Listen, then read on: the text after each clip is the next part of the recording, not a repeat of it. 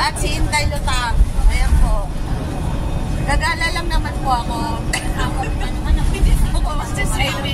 For the first time, kayo lang hindi naligaw. Wala, diretso. Diretso ako, diretso. Late naman. Sabi mo?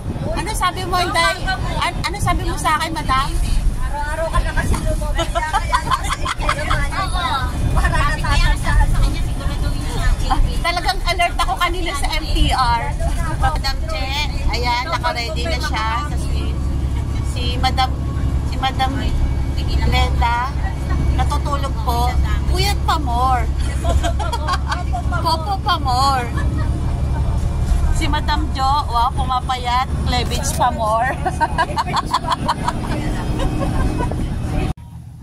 2, 3, dito.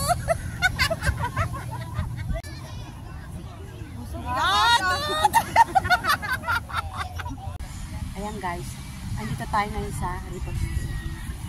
Kasama ko si Miss Glenda. Hi. Tsaka si Girlie. Ayun o, natutulog siya. Natutulog. Tapos yung tatlo, wala po sila dito. Ayan, nandito po kami. Ayan. Nagre-refresh lang po kami ng utak. Tapos bukas may work na naman po kami. Refresh ng utak. Yeah, refresh ng utak. Ito lang po yung refresh namin. Kasi baka mamaya nasa mental na po kami.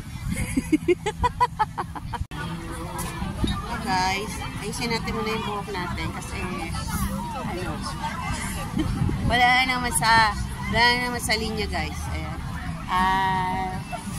Yun, naliligo na yung mga ibang kasama ko. Ayun sila. Nandun na sila sa dagat. Pero ako nandito pa rin. Kasi may oras po yung may oras po yung ligo natin. Ligo ko. Mamaya mag-iibangan nyo ako pag ano, wala sa oras. Kaya ayan. Umuulan na po siya. Umuulan. Si Pechay. Naghahakot na. Pati si Inday G. Yung tatlo nandun naglulog-log. Ayan.